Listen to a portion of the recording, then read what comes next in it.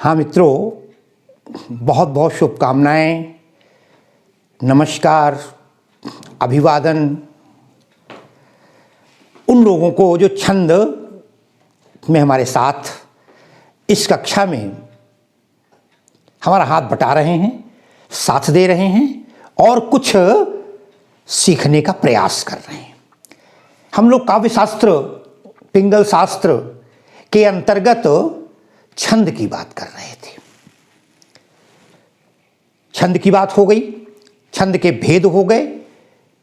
हम लोग मात्रिक छंद में आ गए थे और मात्रिक छंद का पहला भेद दोहा आपने पढ़ा। मुझे बड़ी खुशी हुई, एक काफी अधिक संख्या में लोगों ने इस कार्यक्रम को देखा, अपने संदेश में अपनी समस्याओं को रखा और मेरी प्रशंसा भी की। कई लोग हैं हमारे साथ जो इस कार्यक्रम में बराबर जुड़े हुए हैं। साथियों, आज हम सोरठा छंद की बात करने जा रहे हैं। दोहा के बाद सोरठा बड़ा सहज है। जिस प्रकार एक प्राथमिक कक्षा में, नर्सरी में बच्चा छोटा आ बनाने में तो दिक्कत करता है, लेकिन छोटा आ के बाद जब वो बड़ा आ बनाता है तब उसे कोई तकलीफ नहीं होती, कठिनाई नहीं होती। कहने का आशय ये, अगर आपने दोहा सीख लिया है, जबकि मैंने कहा तो दोहा भी बड़ा सरल है, कुछ नहीं करना था आपको, 13-11 याद करना था। 13-11 4 चरण। जिस प्रकार बच्चा जब छोटा आ बनाने में दिक्कत करता है, लेकिन जब उसका छोटा आ तैयार हो जाता है तब अगले दिन उसकी मैडम या सर उससे बड़ी आसानी से कहते हैं, बेटा अब देख कुछ नहीं करना है, केवल ये लगा देना है। और बच्चा बड़ा खुश हो जाता है ये समझ करके कि मैंने आज एक दूसरा अक्षर भी सीख लिया। हम भी आज दूसरे छंद पर हैं, सोरठा। साथियों, हिंदी में एक शब्द सुना होगा, विलोम, जिसे कहते हैं उल्टा। कई बार जब हम विलोम कर दें, उल्टा कर दें किसी बात को, तो बड़ी सहजता के साथ लोग समझ जाते हैं। हम जानते हैं, हमने कई जगह आ लगा देते हैं, तब विलोम हो जाता है उसका। जो उल्टा हो जाए वो चीज विलोम शब्द कहलाते हैं, आप पढ़े हैं। यहां पर भी हम उसी बात को लेना चाहते हैं। वो इसलिए कि सोरठा छंद भी दोहा छंद का उल्टा होता है। अब ये दोहा का उल्टे का मतलब आप ये मत मान लीजिएगा कि हम कह दें कि लीजिए आप तखत है और तखत का उल्टा भी तखत होता है, तखत, तो दोहा का हा दो होगा, वो नहीं। कहने का आशय ये, जो उसके लक्षण हैं दोहा छंद के, आपने पढ़े हैं 13 और 11 मात्राएं, बस इसका उल्टा कर दो। तो इसलिए प्रथम में और तृतीय में, कहने का आशय ये, पहले और तीसरे चरण में इसमें 11-11 मात्राएं होती हैं। 11-11 मात्राएं पहले और तीसरे में, ठीक है। और दूसरे और चौथे में 13-13 मात्राएं होती हैं। 13-13 मात्राएं। अब ध्यान दीजिएगा, वहां क्या था, वहां पहले 13-11, अब यहां 11-13 हो गया। अगर आपने 13-11 याद कर रखा है तो इसे 11 और 13 कर दीजिए, बड़ा आसान।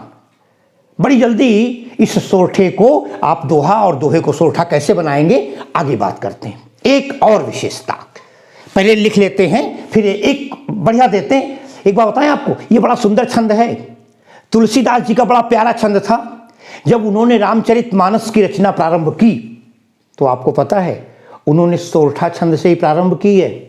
रामचरितमानस खोलोगे तो जहां पर संस्कृत की प्रार्थना के बाद, संस्कृत के मंगलाचरण के बाद जो पहला छंद है वो सोरठा है। पहला ही नहीं, लगातार 4-5 उन्होंने सोरठे ही प्रारंभ किए हैं। सोरठा छंद से ही प्रारंभ किया है, क्योंकि वो जानते थे कि दोहा का उल्टा है और उन्होंने देख रखा था, उल्टा शब्द ही उन्हें बड़ा प्रिय था। बताएं क्यों?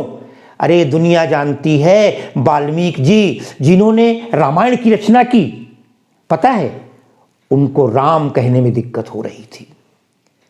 उन्हें भगवान ने बताया, अगर तुम्हें राम कहने में दिक्कत होती है, तुमने सदैव मार काट की है तो तुम उसे मरा मरा कहना शुरू करो। तो वाल्मीकि जी ने मरा मरा कहना शुरू किया, और जब मरा मरा कहा तो स्वाभाविक है, आप ध्यान दें, अगर कोई कह रहा है मरा मरा मरा तो अपने आप निकलता चला आता है राम राम। देखा ना, गोस्वामी जी लिखते हैं उल्टा नाम जपत जग जाना और वाल्मीकि भय ब्रह्म समाना। तो गोस्वामी जी को पता था कि वाल्मीकि जी ने तो अरे उल्टा नाम जप कर ही ख्याति प्राप्त कर ली, इस धरती के पहले कवि बन गए, तो क्यों न हम उसी उल्टे छंद से शुरुआत कर देते। और उन्होंने सोरठा छंद से शुरुआत की। रामचरितमानस का पहला है, जे ही सुमिरत सिद्धि होय गणनायक करिवर वदन करहु अनुग्रह सोय बुद्धिरास शुभ गुण सदन। ये था सोहर। इतने नहीं, आगे जितने भी छंद उन्होंने शुरू में लिखे 4-5 सारे के सारे चलिए एक मात्रा लगा के दिखाते हैं साथियों। कुछ दिन बड़ा आसान दोहा ले लेते हैं, सोरठा ले लेते हैं। कुछ दिन पहले हमने केवट प्रसंग पर 9 वीडियो दिए थे, आपने सुना भी होगा। केवट भगवान से कहता है मैं तुम्हारे पैर धोऊंगा, बड़ा अच्छा दोहा है, ध्यान दें। उस सोरठा को यहां पर लिख रहा हूं, सुन केवट के बैन, सुनी केवट के बैन। दूसरी लाइन, प्रेम लपेटे अटपटे बिहसे करुणा एन चितई जानकी लखन तन। साथियों ये सोरठा है, सबको याद है बहुत लोगों को। सुन केवट के बैन, प्रेम लपेटे अटपटे बिहसे करुणा ऐन चितय जानकी लखन तन। अब ध्यान दीजिए, जरा मात्रा लगा लेते हैं। सुनी सु छोटा है, नि के वट के बैन, जरा गिन लेते हैं। 1 1 2 2 4 2 6 2 8 और 3 11। कोई दिक्कत हुई? नहीं हुई। आगे देख लेते हैं। प्रेम लपेटे अटपटे, जरा गिन लीजिए। 3 4 2 6 2 8 9 10 11 और 2 13। फिर देख लेते हैं। बिहसे बिहसे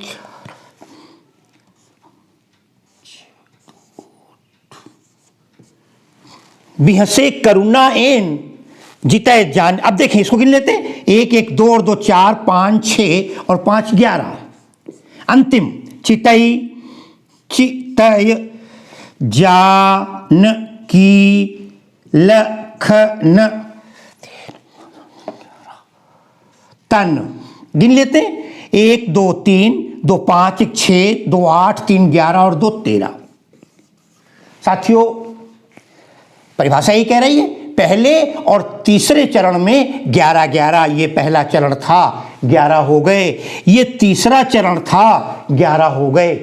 और कहता है दूसरे और चौथे चरण में देख लेते हैं। दूसरे चरण में 13 और ये 13। इसका मतलब ये दोहा आपकी कसौटी पर खरा उतरता है। जब भी हम दोहा या सोरठा बनाते हैं तो हमेशा ध्यान रखिएगा, ये विशेषता होनी चाहिए। जिस प्रकार आप सोना जब सुनार के पास जाता है, कोई बेचने जाता है, पहले वो कसौटी पर कसता है।